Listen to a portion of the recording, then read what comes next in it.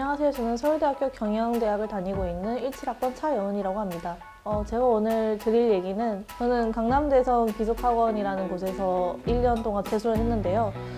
이제 그 시절에서 배웠던 나름대로의 교훈 그리고 공부법, 마음가짐 등을 좀 더 얘기해보자 합니다. 왜냐하면 여러분들은 저처럼 재수를 하면 안 되니까 최대한 이제 바로 가기를 원하시니까 다들 그걸 좀 얘기해보고자 합니다.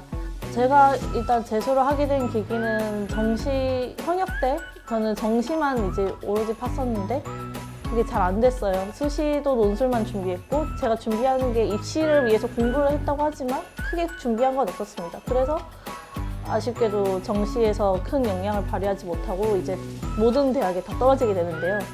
그래서 할 수 없이 저는 기숙학원에 갔어요. 만약에 그때 붙었으면 저는 갔을 거예요. 하지만 이제 기숙학원을 선택한 이유는 제가 저 스스로도 정말 열심히 했다고 하지만은 한편으로는 부족한 점을 또 알았기 때문에 학교에서 자습할 때도 되게 많이 졸았었고 체력 문제로 많이 피곤했었어요. 근데 이게 피곤했던 이유가 밤에 집에 가면 자습을 하거나 그런 것도 아니고 핸드폰을 하다가 계속 공부 외적인 거에 스트레스가 받기 싫었고 그 다음에 또 이제 아까 말했던 것처럼 제가 생활 패턴을 좀 고치고 싶어서 누가 좀 통제를 해줘야 저는 분위기를 많이 타는 성격이거든요. 그래서 기숙학원을 선택했던 것 같습니다.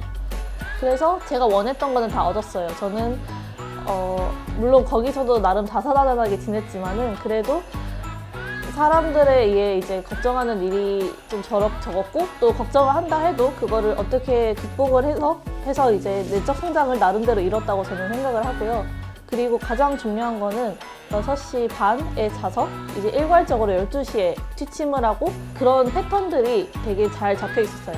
그곳에서 제 생활 패턴을 말씀드리자면 저는 6시 반에서 항상 일어났고 그 다음에 12시에는 일괄적으로 취침을 했어요. 간혹 이제 심야 자습이라고 12시에서 1시간 정도 더 공부하는 게 있었지만은 저는 추천드리진 않습니다. 그냥 그 시간 내에서 최대한 공부할 시간을 뽑아내고 그 다음에는 잘 때는 확실하게 자는 게 좋아요. 최소한 6시간을 확보해야 된다고 생각을 했습니다. 학교든 학원이든 왔다 갔다 하지 않아도 돼서 그게 참 좋았던 것 같은데 이제 여러분들 고3이나 학원을 가야 되는 사람들이라면 최대한 그 시간을 활용하시길 바랍니다. 잠을 보충하는 것보다도 최대한 자기가 이 시간에 단어장을 보거나 뭐 간단하게 공부를 할 수 있다는 거를 조금 드러냈으면 좋겠어요. 저도 그때 저희는 이제 보통 3일1실, 4일1실이었는데 저는 가장 먼저 일어났어요. 종이 울리자마자 일어나서 바로 비몽사몽해서 가서 교실에 앉으면 이제 항상 제가 거의 먼저 있었던 것 같아요. 그게 또 오기가 생기더라고요. 한번 그러니까. 그래서 뭔가 저는 좀 빠릿빠릿 그 습관이 그때 잡혔던 것 같아요. 경쟁심 아니면 좀 약간 호승심 그게 좀 있었기 때문에 그게 가능했던 것 같고 그래서 6시 반에 이제 딱 일어나서 7시 반에 도착을 하면 저는 아침 계획을 항상 세웠습니다. 플래너 사용들 다들 강조를 하시는데요. 저는 플래너를 되게 많이 바꿨어요. 그러면서도 이제 좀 질리지도 않았고 저한테 맞는 방법을 계속해서 찾아놨던 것 같아요. 그래서 최종적으로 썼던 플래너는 이제 고정적으로 썼는데 이제 거기서 항상 시간대별로 내가 어떤 과목을 공부할지 그리고 또 오늘 하루 안에 내가 해야 되는 그거를 체크리스트 이 2가지로 정리를 했습니다. 그 플래너가 생긴 게 그렇게 돼 있어서 이제 저는 그대로 따랐을 뿐인데 그게 생각보다 저랑 잘 맞았던 것 같아요. 그래서 그렇게 시작을 하면 일반적으로 특히 점점 이제 수능으로 갈수록 최대한 국수형 수능 시간표대로 저는 따랐습니다. 하루를 그냥 수능 본다는 느낌으로 살았던 것 같고요. 그게 좀 피곤할 땐 있지만 그래도 좀 긴장을 늦추지 않는 데 되게 도움이 많이 됐어요. 제가 항상 국어 모의고사를 풀거나 아니면 국어 문제를 풀었던 것 같고 그래서 이 시간대는 국어, 이 시간대는 수학 이런 식으로 수능 시간표랑 좀 매치를 하려고 했고요. 그런 식으로 하루를 살다가 이제 석식 때는 사실 소화가 잘 안 되는 경우도 많아서 그리고 저는 아까도 말씀드렸지만은 기숙 안에서 모든 걸 해결하다 보니까 이동량이 그렇게 많지 않았어요. 그래서 좀 많이 안 먹었던 것 같긴 한데 그때 이제 또 석식 시간에 활용을 많이 했습니다. 왜냐하면 하루 종일 공부하다 보니까 여러 사람들이 석식 시간이 좀 해이해지거든요. 그때 저는 조금 더 남들보다 조금이라도 공부하려고 시도를 했던 것 같습니다. 그리고 기숙에서의 좋았던 점은 10시에서 보통 이제 다 퇴근을 해야 되잖아요. 학원이나 학교도 하교를 해야 되고 학원에서도 하교를 해야 되는데 저는 그때 1시간 정도 더 공부할 시간이 있었어요. 그게 이제 아예 시간표로 있었기 때문에 저는 그래서 기숙학원 친구들이 남들보다 조금 더 공부할 수밖에 없어요. 그래서 만약에 고3이거나 아니면 이제 학원을 왔다 갔다 하셔야 되는 분들은 이걸 좀 고려하셔서 내가 집에 가더라도 조금만 더 공부하든지 아니면 집에 가는 길에 조금 더 공부하든지 이런 식으로 조절을 하시면 될 것 같습니다. 그리고 이제 기숙사에 가면 샤워하고 자고 이런 식으로 규칙적인 생활을 되게 하려고 노력했습니다.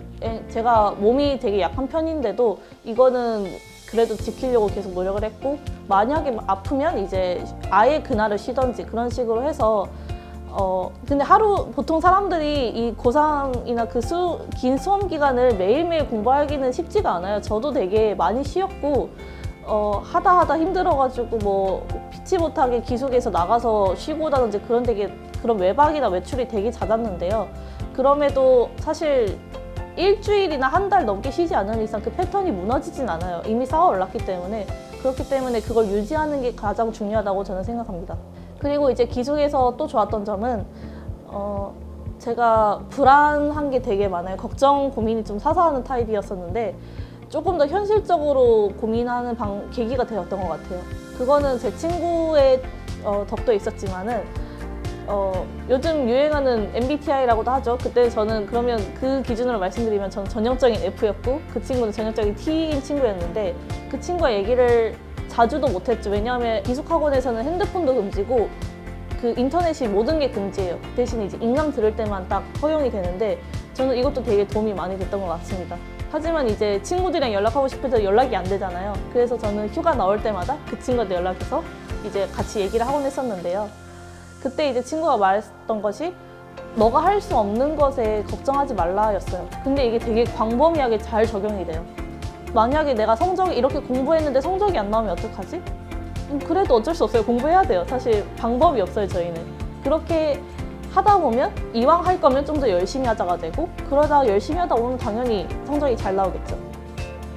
그런 식으로 좀 끈기 있게 생각하는 법을 길렀던 것 같아요. 고3 교실에 있을 때는 남들을 되게 비교를 많이 했어요. 아, 쟤는 좀 더 못하는 것 같은데 왜 성적이 잘 나오지? 아니면 쟤는 왜 다 뭔가 그냥 노는 것 같고 아니면 쟤는 더 공부 열심히 해도 불안해하고 이런 식으로 되게 걱정, 고민이 많았어요. 좀 그리고 삐뚤어진 경쟁심도 가지고 있었는데 제가 그때 거기 가서 배웠던 거는 나의 적은 이제 나뿐이다 라는 정리하자면 그렇게 할 수 있겠는데요.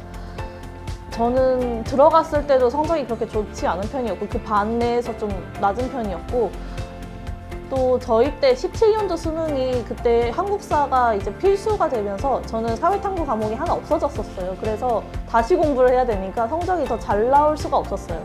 게다가 뭐 다 영어도 조금 불안했고 수학도 조금 불안했고 그런 식으로 하다 보니까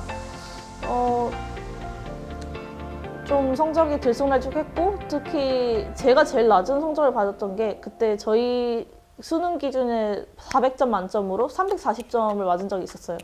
그때는 정말 뭐 다 4등급도 나오고 수학 정말 엄청 낮게 나오고 그런 식으로 또 나름대로 속상한 성적을 받았었는데 아이러니한 거는 그때 6월부터 제가 점점 열심히 하기 시작해서 밥도 조금 덜 먹거나 굶어가면서 그렇게 좀 열심히 스파트를 냈던 시기였어요. 그랬는데 7월에 이런 성적이 나오니까 너무 속상한 거예요.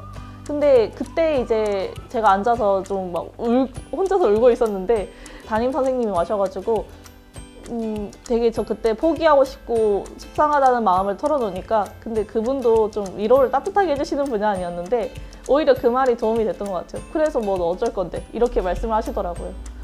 근데 따지고 보면 맞는 말이에요. 그거를 좀 더 좋게 말해주셨으면 더 좋았겠지만 네, 저도 어쩔 수가 없었어요. 그때 제가 그만두는 방법은 수능 자체를 입시 자체를 포기한다는 건데 사실 그게 쉽지 않은 결정이잖아요. 제가 지금 뭐 꿈이 굳이 대학을 안 가도 되는 꿈이라고 하더라도 그런 꿈을 가지더라도 한국 사회에서 대학을 졸업하는 거는 상당히 필요한 거라고 생각이 하기 때문에 그래서 저도 그 메리트를 포기할 수 없었고 그래서 결국은 다시 공부해서 조금 한두 시간 놀다가 다시 돌아가서 공부했던 것 같아요. 하는 수가 없으니까.